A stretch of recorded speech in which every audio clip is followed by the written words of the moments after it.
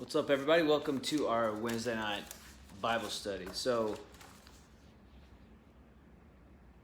Wow, Sunday was amazing. From beginning to end, the worship service was just, it's one of those things where, and I have a pastor friend over on the south side of Longview, and he said that, like, it was the same Sunday, last Sunday, that there was just, it's like when God shows up in a way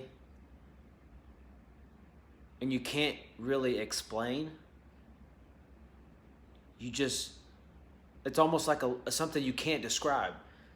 And man, I felt it Sunday. It was so easy to preach. And the same, it's like that residue was still there from Sunday service at Tuesday prayer meeting. And it was, we usually do prayer meeting from 10 to 11, and we didn't get out of there till noon. I went up there to slide the music down a little bit, and I was like, you know what? We put God on a timetable way too easily. We put him in a box of what we think things should look like, how things should unfold, what we should have, what others should have, where we should be in life. And I feel like God's kind of stripping that away from us. That we stop worrying about agendas. Even though we have good intentions, and God honors us when we have preparation. But through preparation, there's a freedom when you give it over to God and you just let him do what he wants to do. And I've been kind of silent about it. I keep forgetting. But just because I'm not reminding you to do 5, 5, and 5, 5 minutes in prayer, 5 minutes of reading your word, 5 minutes of praising, all can be done at the same time. Don't think for a second that you can let up off the gas. Because if we want to see revival in our churches, if we want to see God really move, if we want to see the dead be brought back to life, those who are suffering from cancer to be completely healed with no trace, medical doctors dumbfounded by things disappearing in the bodies that once were. I believe that is the God that we serve. The Bible says that he is the same yesterday, today, and forever. In whatever context that looks like, in whatever situation, whatever season that we're in, God is not manipulated and he does not bow to what's going on around us. Doesn't matter if it's the government acting like a bunch of idiots or trying to play us all against each other and stir up things and then rob us over here so they can give to us over here to make us dependent on them. God is the only thing that we need to be dependent on. Just because we lack something doesn't mean you can't have a good life. That's what people try to feed us. That's what commercials try to feed us. That's what corporations try to feed us, that we have to have certain things, and that is how we measure success. And through that, we allow an envious spirit, envious seeds to take root in our hearts. And so what that does is it molds our minds to constantly live in a place of never enough. And Paul wrote, he said, I have learned how to, well, let's read it. So I want to give you exactly what Paul said.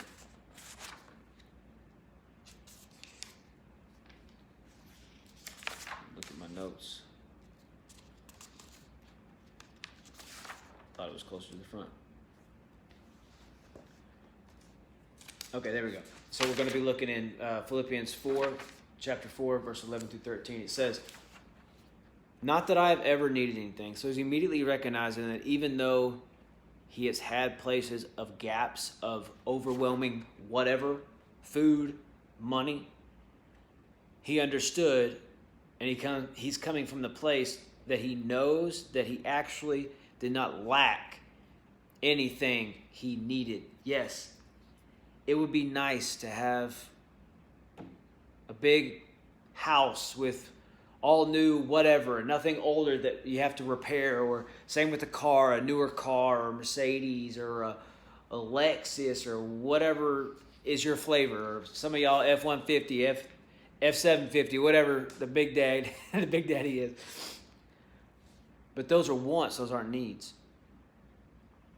We're very good at convincing ourselves that our wants are actually needs, and they're not. Not that I was ever in need, for I have learned how to be content in whatever I have. I know how to live on almost nothing or with everything.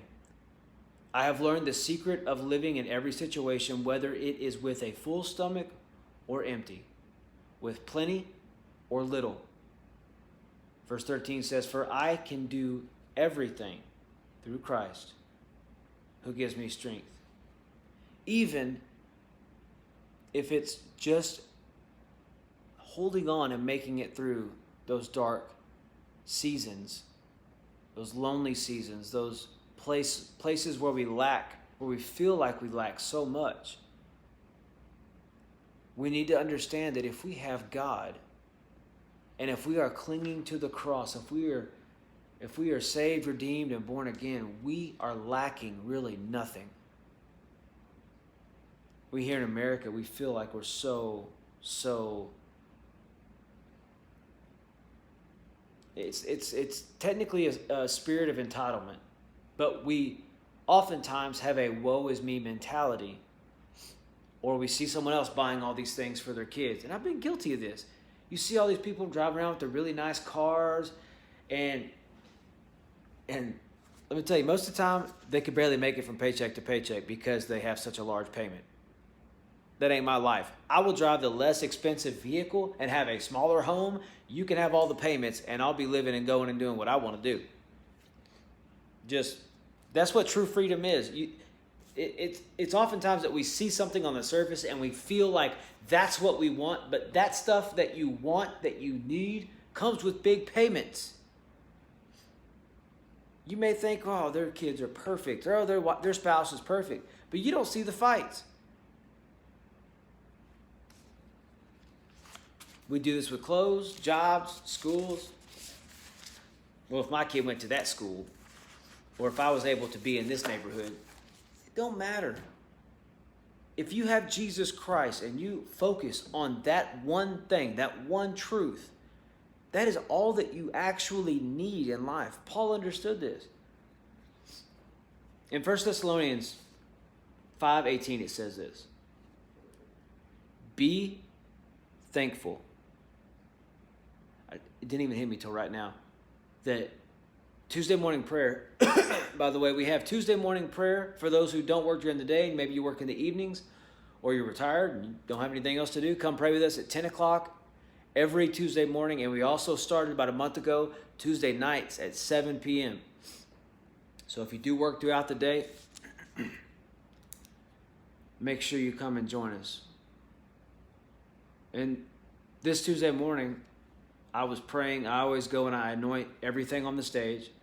So if you ever see a worship team member slip and fall, or something crazy happens, it's probably because it's slicked up.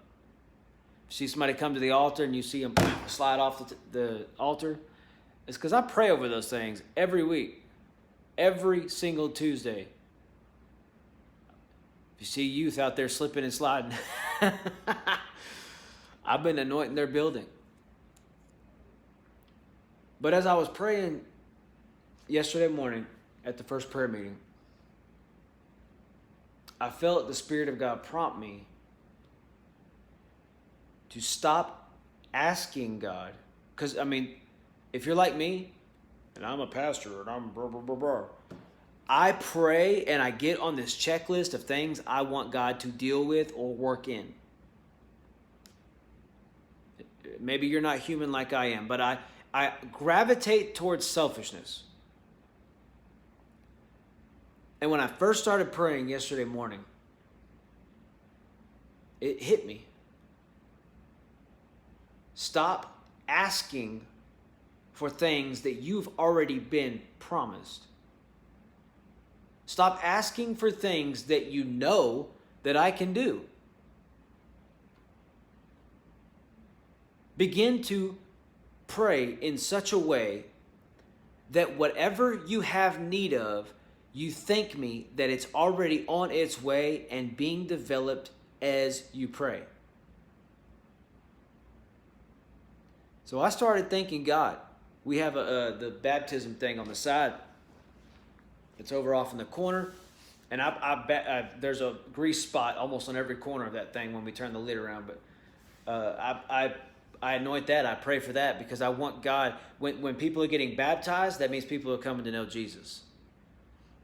And I pray every week, God, let us wear this thing out. Lord, let these altars be a place of salvation and redemption where people come to know you in such a real way and their life is transformed and their minds become renewed and they find their joy again.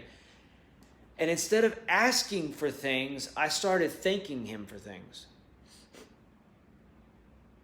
And I said, God, thank you for this thing being worn down and broken because we're using it so much. And I started thanking him for every single thing. I go in the back over the kids, over the little doorway that goes into the booth for the kids' church. I pray over, I call them workers in the field when I'm praying over them. I say, God, bless these workers in the field. I always ask for strength and perseverance because ministry is hard. Sometimes it's a lonely road. But I started thanking God for them having strength. I started thanking God for that classroom that Sister Vicky teaches, that their classroom would break out in revival and it would bleed its way into the sanctuary and it would just be people crying out to God and just once again giving everything they are over to him with all that we are. And so I started thanking him, like in the hallway walking back towards the sanctuary, I was kind of laughing at myself because it sounded funny when I was saying it out loud. But it prompted me in such a way that when Jesus healed and when he prayed and when he delivered, when he touched, he would say, your faith has made you whole. And then Tuesday night, talking with Brother Howard, and we were talking about like believing and not believing. Like sometimes it's both. And it reminded me of the story of the man who came. You have Jesus in this place. They're pressed in. They're just trying to be close to him. His ministry is going strong.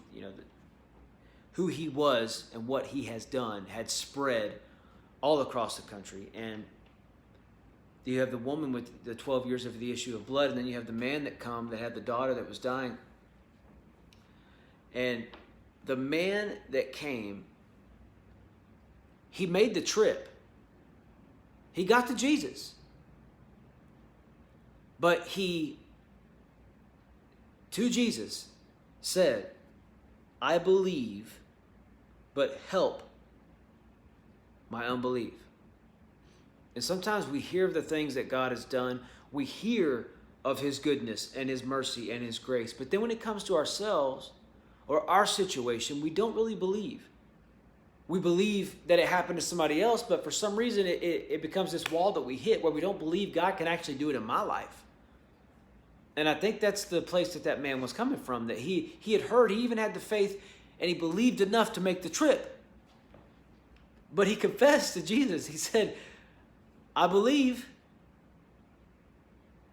but will you help my unbelief? Because there was a part of him that did not believe that what he was there for, God was actually going to show up in.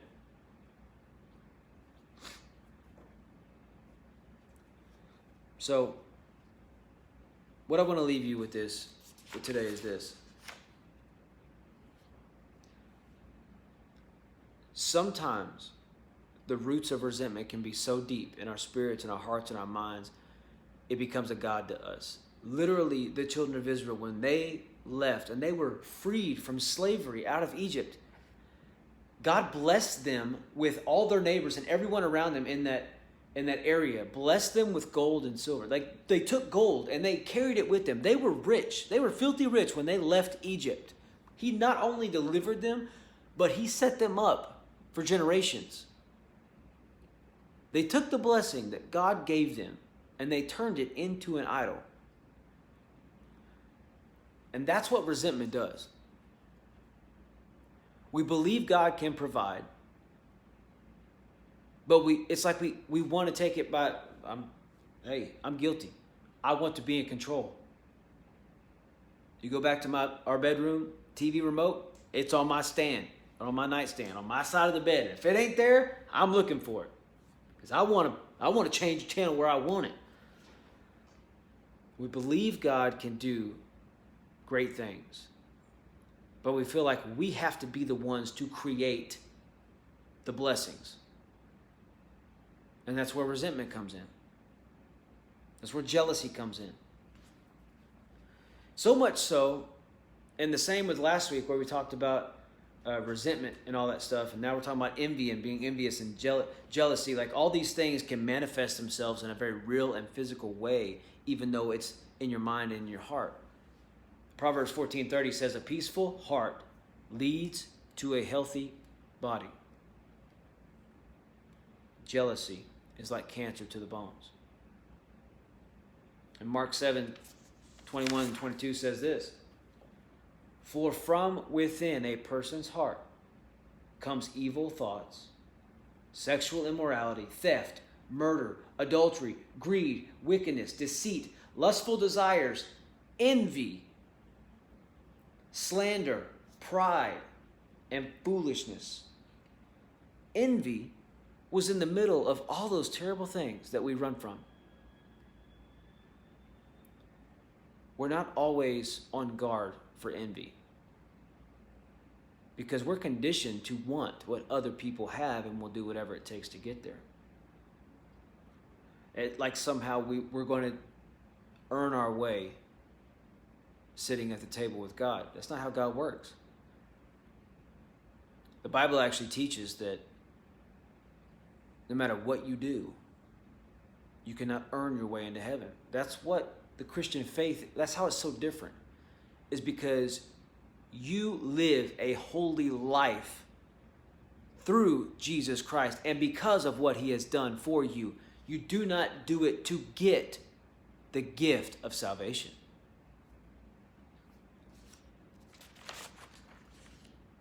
Now, you probably recognize that over and over and over again, almost every message, almost every Wednesday night, I am all about self-evaluation and clearly seeing ourselves of who we really are. Because we will convince ourselves that there's nothing wrong with us, that it's everyone else's fault. Well, I'm mad and I'm always negative because of fill in the blank. We do it all the time. We get in arguments with our spouses, our kids, or whatever. Well, I'm mad because of this. Well, you need to get over it and let God heal you. Because you holding on to things like that will cause envy. It will cause jealousy. It will make people in the church house be a subtraction to you and competition instead of addition to being a well-rounded ministry in God's house. So, and last week's message was poison envy, because poison ivy, it gets everywhere. It gets on you. It gets on people you care about. Envy's the same way. It spreads, and you'll pick it up and you'll never know where those seeds came from that have been planted in the garden of your heart. So 4 ways to battle against is acknowledge that you are being jealous or envious. If you can't define something, you cannot defeat something. You have to be willing to stare it in the face and say, this is the problem that I have. If you will not admit that you actually have a problem or there is an issue, nothing will be resolved, and you will be stuck in the season of your life until the day that you die, because you would not submit to the possibility that maybe you're the problem. Number 2 is recognize that pride is just the opposite. On the flip, you have two sides to every coin. Pride and envy oftentimes go hand in hand because I deserve it. Or I'm going to earn my way. I'm going to have that, that, and that. And pride is equally as dangerous as envy. Number 3 is replace envy with compassion. Once you realize that you have the problem, replace it with compassion.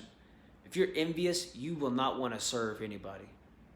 You can label yourself a servant all you want, but if you can't love and serve everyone, you have issues. There's problems. That's not me pointing the finger. That's saying that we need to recognize as the people of God. Jesus pointed out all the time what the wrongful nature, the sinful nature, the issues that people had. You either receive it or you don't. But if you don't, you will be miserable for the rest of your life, and you will end up putting barriers up around yourself and putting walls between you and other people, and then wonder why you're by yourself. We do this all the time. We get upset. We get hurt. We start putting up walls. And then we blame other people for not liking us. I want you to allow the Spirit of God to start tearing down your walls and healing that brokenness and that hurt. Replace it with compassion. When you start serving others, it takes the focus off of yourself, what you can get. We live in a consumer culture. We want to get the next. And it's that kind of spirit is not of God. And number 4 is don't forget to count your blessings. Like I said earlier about when I was praying, it revived something inside of me. And it reminded me that no matter how dark or how heavy burdens are, I am still so grateful for what God has done and what He has done personally, just inside of me. The things He has saved me from, the personality traits that He has covered and washed in His blood, and then flipped it and used it for His good.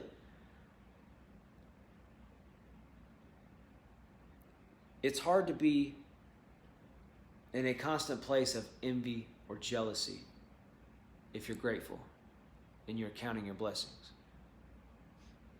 And it makes it to where you're not wanting what anybody else has. You just want what God has. You're not wanting what anybody else possesses. You just want God to look at you and say, well done, good and faithful servant. If you stop and think about it, we really don't have a lot of things to complain about, especially here in America. I'm reminded when I was a kid, a teenager, going third world countries, and it gave me a lot of perspective to go to places where there wasn't running water, where you had to poop in a bucket. And I get upset if a bunch of people in the house have taken too long taking showers or hot showers, and I get in and the water's cold or cool, not even cold, cool, room temperature. May we never, ever be in a place of being self-righteous and proud like the Pharisees, to where we forget what God has done for us. This coming Sunday, we're going to be talking about, you heard of road rash? Stuff hurts. There's a guy in the church, he actually was telling me a couple Sundays ago about he had gotten a motorcycle accident. God saved his life, but he had road rash on one of his arms. We're going to be talking about rage rash and the effects that anger can have and the scars that it can leave on you and the people you love the most. I love you. We're praying for you. We'll see you Sunday.